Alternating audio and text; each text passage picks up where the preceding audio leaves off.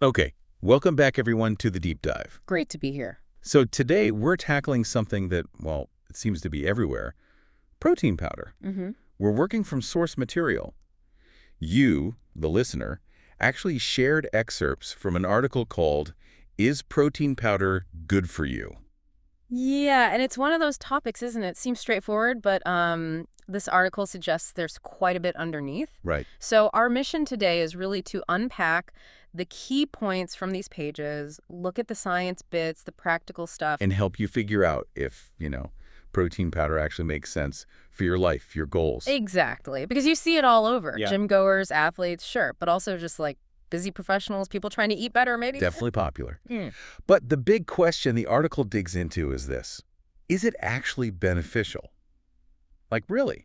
And is it good for you specifically? Let's jump in. So the article kicks off by talking about why it's so appealing in the first place. Convenience, right. Pretty much. It defines it as essentially a concentrated protein source, usually from whey, casein, dairy sources, or plants. Peas, rice, that kind of thing. And the big sell is just how fast it is. Absolutely. Mix it with water, milk, whatever. Boom, instant protein boost. Which, let's face it, in today's world is a huge plus. Yeah, the article really hammers that speed point. No cooking needed, ready in seconds. Yeah. Perfect for, like you said, after a workout or if you're just scrambling in the morning. And that convenience links straight into the first sort of main benefit the article brings up, muscle growth and repair. Ah, the classic reason people reach for it. Right. It explains how getting enough protein, especially timing it around exercise, helps your muscles, rebuild and get stronger. Yeah. Protein powder just makes hitting those protein numbers way easier and quicker. So it's not just about getting bigger muscles. It's about basic repair, too. Yeah. That's interesting. What else does the article highlight as a plus? Weight management, which maybe isn't the first thing people think of. Well, the article points out that protein is really good for satiety, that feeling of fullness. Right. Keeps you satisfied longer. Exactly. So the idea is it might help you stick to a healthier eating plan, maybe cut down on snacking on less healthy stuff. Okay, I see. It even mentions studies suggesting high-protein diets can help with losing fat while, importantly, holding on to muscle mass. That is interesting. That link between feeling full, managing weight, not Yeah. just cutting calories. And didn't the article also mention versatility? It did, yeah. Good point. You're not just stuck drinking shakes. Right. It notes you can stir it into oatmeal, put it in smoothies, even bake with it, apparently. Ah, okay. And crucially, the fact there are plant-based options. Pea, soy, rice protein means it works for vegans or people who can't do dairy. Okay, so that's a pretty compelling list of upsides. Mm. Muscle support, convenience, maybe some help with weight, and you can use it in different ways. Sounds good so far. But the article isn't just a cheerleader, is it? It raises some pretty important warning, some downsides. What's the first big one? Overuse, that's a key one, and it's often misunderstood. How does the article clarify it? It explains that while, yes, way too much protein overall could potentially strain kidneys or liver, that's usually in people who might already have issues. Okay, so it's not an automatic risk for everyone. Not according to this article. No, not for most healthy people using it in moderation. The real focus should be your total daily protein intake from all sources. Ah, so don't just add shakes on top of a high-protein diet without thinking. Exactly. And stick to the suggested serving size, which it says is usually around, 20, 30 grams per serving? Right. Moderation is key there. What's the next caution flag the article raises? Quality. Big time. Ah, this makes sense. Not all powders are the same. Definitely not. The article is really clear. Some are loaded with stuff you might not want. Added sugars, artificial sweeteners, flavors, fillers. Junk, basically. So you need to be a label detective. Pretty much. It strongly advises checking that ingredient list. Look Yeah. for clean brands, minimal ingredient. Any tips on how to spot those? Yes, actually, it gives a really practical tip.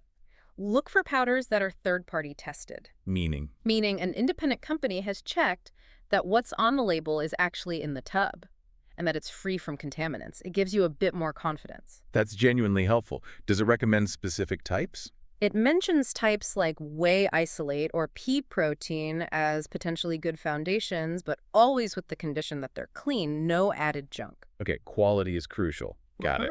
And the last big caveat, it's not magic. Exactly. Not a magic bullet. The article really stresses this.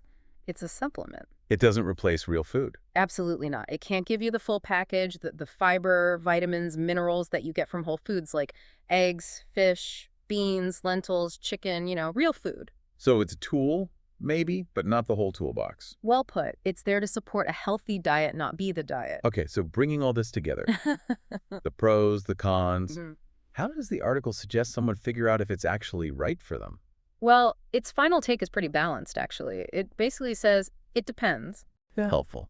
Well, it elaborates. It suggests protein powder can be great for certain groups. Active people needing that post-workout recovery boost. Makes sense. Busy folks who maybe struggle to hit their protein targets just through meals.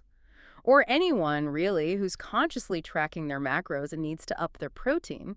But who should maybe hold off or be cautious? Well, if you're already getting plenty of protein from your food easily, you might not need it.